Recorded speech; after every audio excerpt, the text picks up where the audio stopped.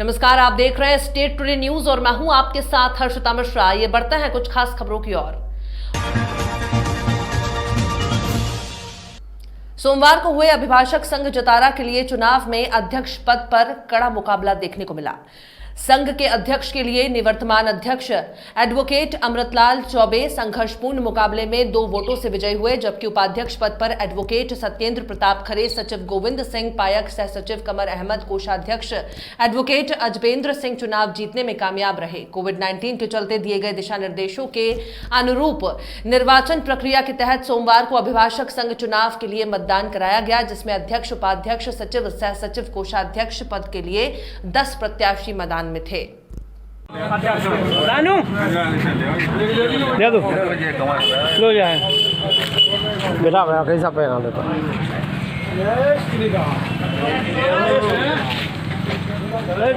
भाई साहब कौन दो चलो रानू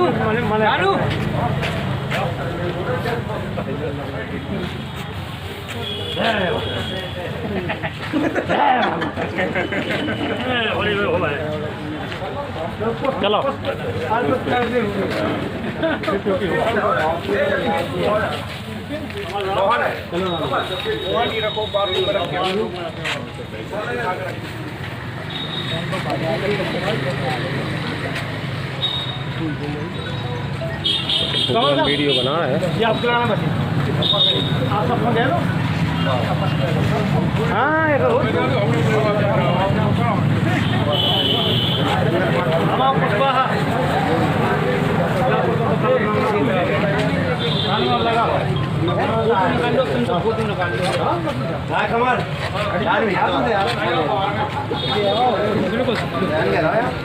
हाँ जी हां, हम बात कर रहे हैं थाना अलीपुरा अंतर्गत आने वाला एक छोटा सा गांव बड़ा गांव शासकीय उच्च माध्यमिक विद्यालय अलीपुरा में हाई स्कूल में अव्वल आया एक बच्चा, जिसका नाम प्रमोद श्रीवास, पिता का नाम गोविंद दास, माता का नाम सावित्री। पूछताछ करने के बाद पता चला कि उनके माता पिता मजदूरी करते हैं और प्रमोद अपने ही घर पर दादा दादी और बड़ी बहन के साथ रहते थे, जो कि बड़ा गांव से स्कूल 3 किलोमीटर पर पड़ता है और प्रमोद साइकिल से स्कूल जाता था। प्रमोद से बातचीत करने के बाद उन्होंने बताया है कि एग्जाम के टाइम पर 5 घंटे पढ़ते थे। मेरे माता पिता और गुरुजनों ने बहुत योगदान दिया है, जिसके कारण आज 99.2% प्राप्त किए हैं। और वहीं देखा जाए तो एक छोटी सी कुटिया में दिन रात मेहनत करता प्रमोद दिखाई दिया। बड़ा गांव में देखा जाए तो सरकार द्वारा कोई भी लाभ नहीं मिल रहा। आप ही देख सकते हैं कि इस बच्चे ने इस छोटे से कुटिया में अच्छे अंक प्राप्त करने का हौसला रखा है और प्रमोद से आगे बढ़ने के लिए पूछताछ करने लगे तो प्रमोद ने कहा, पढ़ लिख कर IPS बनना चाहता हूँ। कितना बताएं?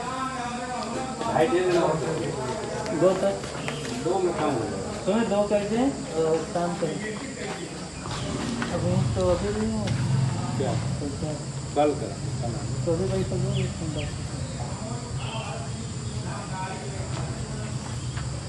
मैं 2 नहीं 2.5 करो यार, फिर धागा हमको कंप्रोमाइज करना पड़ेगा।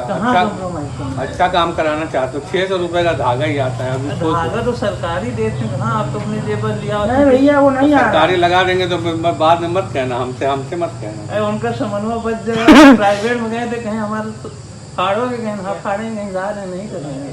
चले देखो फिर धागा हम कम वाला लगा देंगे, हमसे मत कहना। तो यहाँ वाले लगाएंगे, तुमको दिखा के लगाएंगे कि यहाँ का धागा है, फिर मत कहना हमसे। एक काम करें तो रख लो ला दें तो 2 रह जाएगा। 2000 कर देगा, ठीक है। चलो चला कितने बजे आओगे? अब इनका हिम्मत नहीं, रात में माठा थोड़ा पिला दे तो ये तैयार नहीं कर। जब आना तो फोन करते हैं। 2000 रह गया, 500 दे। 2000 इनका दे दिया, 500 दे दिए, ठीक है। ठीक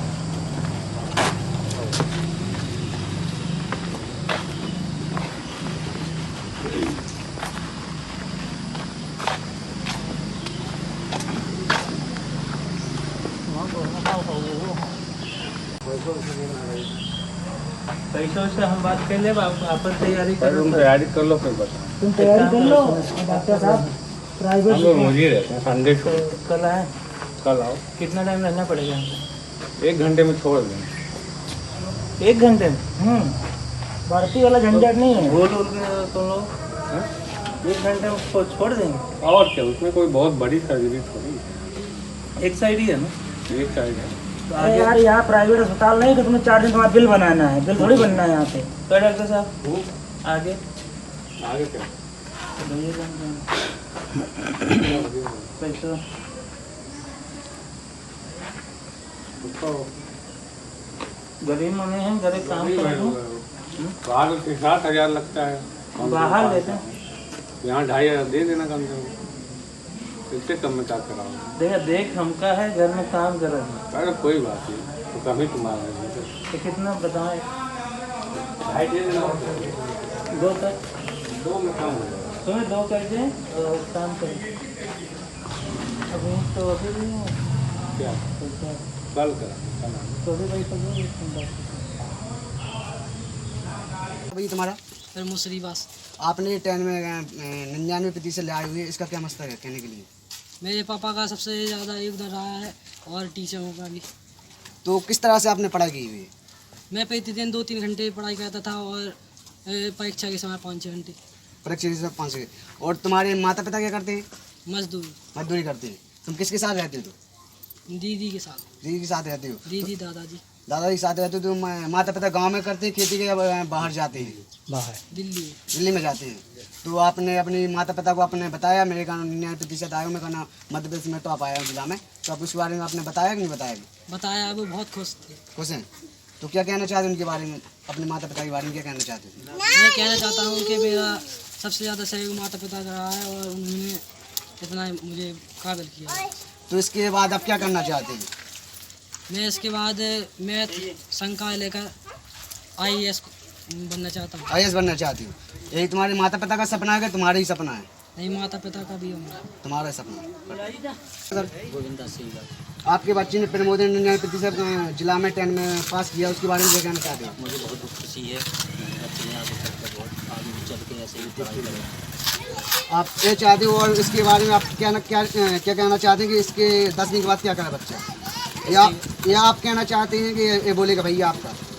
वो भी बोल लीजिए, हम उम्मीद कर रहे हैं कि आगे चलकर वो भी पढ़ाई करें और आगे चलकर और बढ़ाएं। तो सहयोग का ना आपका भी है, कुछ माता का ना दादा दादी को भी सहयोग होता है? सबका सहयोग का भी सहयोग है, मास्टरों का भी है। हाँ, उन लोगों ने अच्छा पढ़ाई की।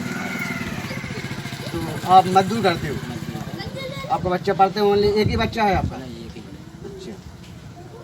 भारतीय जनता पार्टी मंडल अब्दुल्लागंज द्वारा सरकार के 100 दिन पूर्ण होने पर ग्राम तमोट में सेवा दिवस के रूप में मनाया गया, जिसमें भारतीय जनता युवा मोर्चा के जिला महामंत्री डॉक्टर भूपेंद्र नागर ने सरकार की उपलब्धियां विस्तार पूर्वक बताते हुए कहा कि इन 100 दिनों में सरकार द्वारा कोरोना वायरस के संक्रमण को रोकने के लिए बड़े प्रभावी कदम उठाए गए हैं। गेहूं का रिकॉर्ड उपार्जन हो, प्रवासी मजदूरों को रोजगार देना हो, वहीं किसानों के लिए सरकार ने मंडी एक्ट में बदलाव किया, उन्हें ग्लोबल मार्केटिंग से भी जोड़ा गया।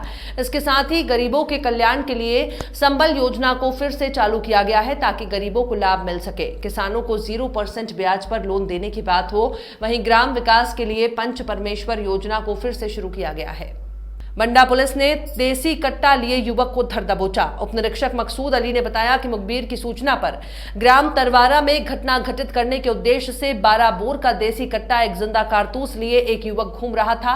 मुखबिर की सूचना पर पुलिस ने मौके पर पहुंचकर आरोपी अखिलेश पिता तुलसीराम उम्र 25 साल निवासी ततरवारा को धर दबोचा। पुलिस ने आरोपी के खिलाफ धारा 25-27 आर्म्स एक्ट के तहत कार्रवाई की है। आरोपी को पकड़ने में विशेष योगदान आरक्षक अनंत देवेंद्र सिंह लोधी, पुष्पेंद्र सिंह ठाकुर, पूरन यादव, सुदामा सेन शामिल थे। आज सुबह दोपहर को सूचना प्राप्त हुई थी कि एक आदमी ग्राम ततरवारा में देसी कट्टा लिए घूम रहा है। सूचना पर टीम रवाना है, तो जाकर देखा तो अखिलेश पिता तुलसीराम तिवारी उम्र 26 साल निवासी ग्राम ततरवारा का हाथ में अपने देसी कट्टा 12 बोर का देसी कट्टा लिए घूम रहा है। तो मौके पर जाकर दबीज देखा, उसको पकड़ा गया। किस स्रोत के बारे में उससे जानकारी ली है। केंद्रीय पर्यटन और संस्कृति राज्य मंत्री प्रहलाद पटेल ने कहा कि आज से दूसरे चरण में देश भर में पर्यटक स्थल, स्मारक, मंदिर आदि खोले गए हैं। इससे सोशल डिस्टेंस और नियमों का पालन करते हुए काम होगा। श्री पटेल ने आज सागर जिले के ऐतिहासिक राहतगढ़ किले का निरीक्षण किया और इसके संवर्धन के लिए 3 करोड़ 91 लाख रुपए की सौगात दी। इस मौके पर खाद्य मंत्री गोविंद राजपूत और सांसद राज बहादुर सिंह साथ में थे। उन्होंने कहा कि ताजमहल जैसे स्मारक जो रेड जोन में है, इनके लिए राज्य सरकारों की सहमति से खोला जाएगा। राज्य सरकार जबकि चाहे मंजूरी लेकर इनको खोल सकती है। सक्रिय हूँ, लेकिन विपक्ष में रहते हुए बहुत सारी उम्मीदों को पूरा नहीं कर पाया।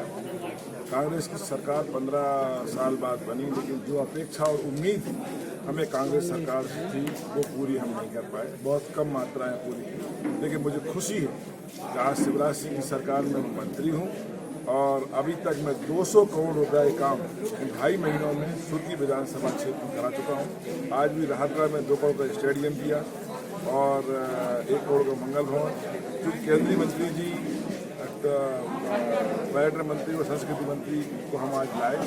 बहुत दिन से हमारी अपेक्षा थी कि इस किले के लिए कुछ किया जाए, तो हम लोगों ने मांग की। तो मुझे खुशी है कि पहला पटेल जी ने 4 करोड़ रुपया आज मंजूर किए हैं। इससे इसका रेनोवेशन होगा और बहुत कुछ काम होगा।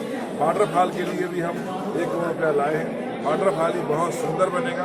वाटरफॉल के रोड की जो बनैनी घाट पर जाती है मांग की है पहला पटेल जी से। उन्होंने कहा है कि फारस से मंजूरी मिल जाए तो राज्य सरकार और केंद्र सरकार मिलकर इसे प्रयास करेगी। राहतगढ़ अगले 3-4 सालों में देखने लायक बने, ये हमारी तमन्ना है। भाई साहब, विपक्ष लगातार इस चीज़ को उठा रहा है कि अभी तक विभागों का बंटवारा नहीं शिवराज सरकार में हो पाया। विपक्ष से पूछो कि उनका तो हुआ था 20 दिन में, अभी तो 2 दिन हुए हैं। मुझे विश्वास है कि कल तक मुख्यमंत्री जी दिल्ली में आकर विभागों को बंटवारा करेंगे। आज गोविंद सिंह लाहान ने एक शिवराज जी से मांग की है कि जो सिंधिया समर्थक जो भी मिनिस्टर बने हैं उनको रेवेन्यू डिपार्टमेंट नहीं दिया जाए। इस पे आप क्या कहेंगे? गोविंद सिंह जी क्या है कि बहुत परेशान हैं और वो उनकी इच्छा थी नेता प्रतिपक्ष बनने की, लेकिन कमलनाथ जी उन्होंने बनाया नहीं। कमलनाथ जी स्वयं मुख्यमंत्री रहना चाहते हैं, स्वयं ही अध्यक्ष रहना चाहते हैं, स्वयं ही नेता प्रतिपक्ष चाहते हैं। जो कांग्रेस के गोविंद सिंह ऐसे नेता हैं वो कुंठा उनकी बोल रही है, कुंठा। स्मारक खुले थे वो सारे के सारे हमारे लाइव मंदिर, मस्जिद और चर्च, जहाँ कई जगह पर हम ये है ऐसा ही की प्रॉपर्टी, लेकिन जैसे पुरी का मंदिर है उसको ट्रस्ट संचालित करता है। बहुत सारे गिरजाघर जहाँ पर सोसाइटी मस्जिद है वहाँ उनके वक्फ बोर्ड के लोग चलाते हैं, लेकिन वो हमारी लिस्टेड मॉन्यूमेंट है। और दूसरे चरण में आज से ही संयोग है कि 6 जुलाई से देश के सभी मॉन्यूमेंट्स को खोलने की हमने अनुमति दी। उसमें 3 ही शर्तें हैं।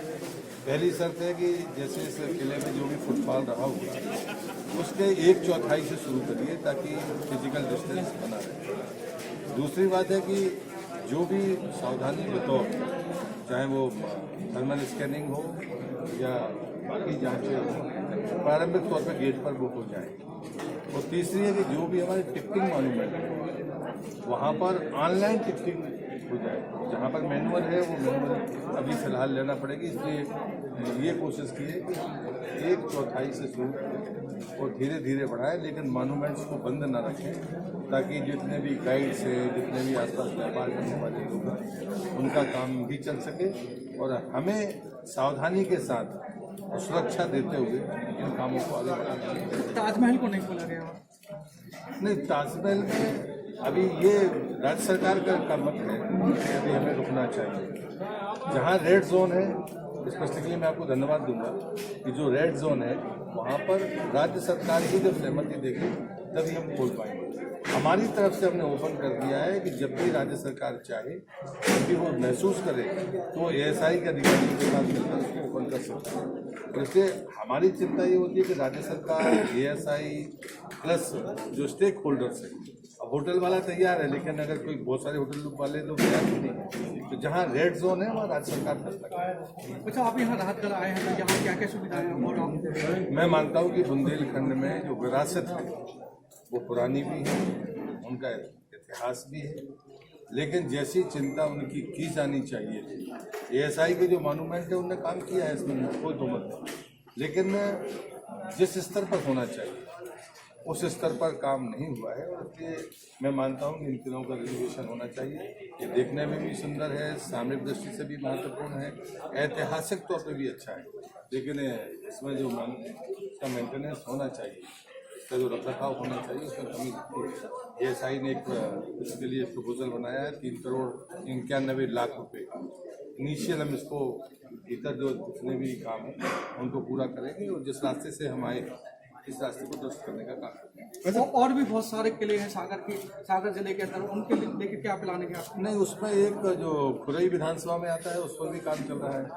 एक नरियावली में जो आपका एरन तो बहुत महत्वपूर्ण जगह है जिस पर गुप्त काल के शिलालेख आपके विश्वविद्यालय में मिल जाएंगे। एरन तो अभी एक्सीवेशन क्यों रुका, इस पर मैंने रिपोर्ट मांगी थी और मैं ये मानता हूँ कि एरन का एक्सीवेशन रुकना नहीं चाहिए।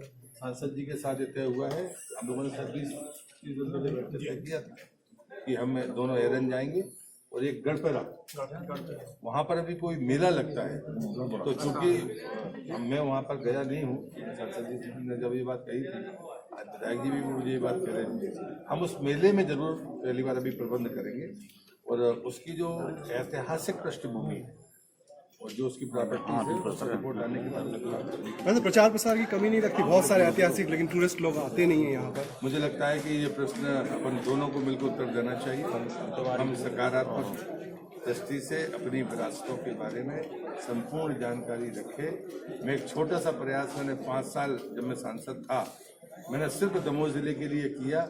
मुझे नहीं मालूम था कि मैं मंत्री बनूंगा, लेकिन एक एक चीज पार्लियामेंट के पटल पर है और उसका महत्व दिखता है। उसका एक उदाहरण मैं आपको देता हूँ कि जो गुरु प्रदेश में बढ़ते कोरोना संक्रमण को रोकने के लिए प्रदेश सरकार के द्वारा 1 जुलाई से 15 जुलाई तक किल कोरोना अभियान प्रारंभ किया गया है। अभियान के माध्यम से घर घर जाकर कोरोना का सर्वे किया जा रहा है। किल कोरोना सर्वे के लिए गठित दलों द्वारा घर घर दस्तक देकर कोरोना के लक्षणों के आधार पर सर्वे किया जा रहा है। कोरोना के साथ डेंगू और मलेरिया का भी लक्षणों के आधार पर सर्वे किया जा रहा है, लेकिन सर्वे अभियान कारगर साबित होता नजर नहीं आ रहा। सर्वे का कार्य कर रहे कर्मचारी खुलकर तो कुछ भी बोलने के लिए तैयार नहीं है, लेकिन अनाधिकृत तौर पर बताते हैं कि सर्वे के दौरान लोग बीमारी के लक्षणों की वास्तविक जानकारी देने से कतरा रहे हैं। लोगों के मन में खौफ है कि कहीं लक्षणों की जानकारी देने पर उन्हें अस्पताल में भर्ती होना पड़ सकता है या फिर होम क्वारंटीन किया जा सकता है। लोग इसमें सहयोग कर भी रहे हैं, लेकिन फिर भी कुछ लोगों के मन में इस कोरोना के बारे में भय है कि उनको बेवजह डर बना हुआ है कि इनको कहीं क्वारंटाइन तो नहीं कर दिया जाएगा। लोग इस वजह से झूठ बोल रहे हैं।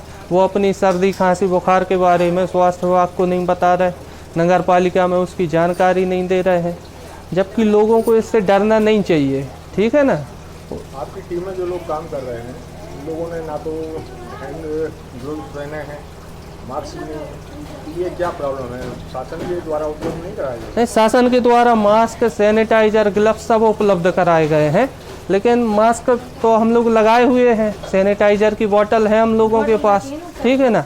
ग्लव्स पहनने से 15 मिनट में खुजली होने लगती है। ठीक है ना। ग्लव्स पहनने में थोड़ी सी दिक्कत होती है, तो वो हम लोगों ने स्वयं नहीं पहने हुए हैं। ज़रूरत जहाँ पड़ती है, जैसे इस संक्रमित क्षेत्र में जाते हैं तो पहन लेते हैं।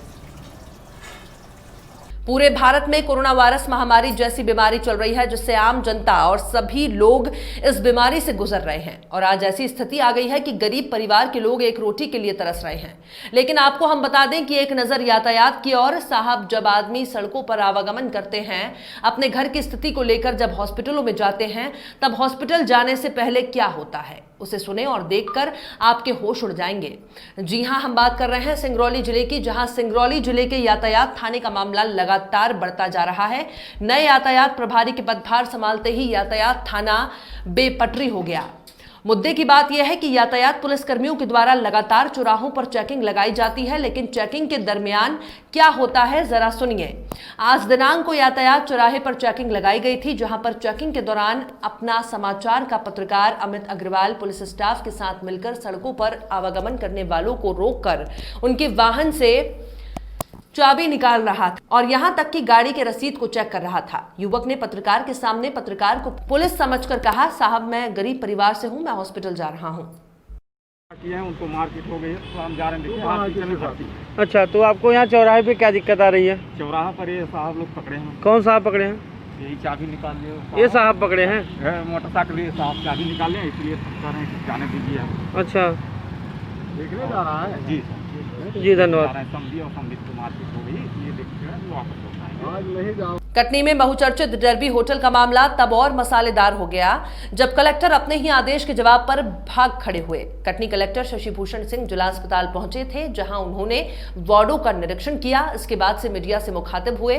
मीडिया ने जैसे उनसे डरबी होटल के मसले पर सवाल किया, कलेक्टर साहब बगले झांकने लगे। और खास बात यह है कि इस बीच कलेक्टर साहब इतनी तेजी से भागे कि मीडिया कर्मी उन्हें रोक भी नहीं पाए। जाहिर तौर पर अपने ही आदेश पर डरबी होटल को सील करने वाले कलेक्टर किस आदेश के तहत होटल को खोलने की अनुमति दे रहे हैं, इसका जवाब उनके पास नहीं है। शायद किसी के पास नहीं होगा, क्योंकि जिस लिखित आदेश पर होटल बंद हुआ वो मौखिक आदेश पर कैसे खोल दिया गया, यह अपने आप में एक बड़ा सवाल है।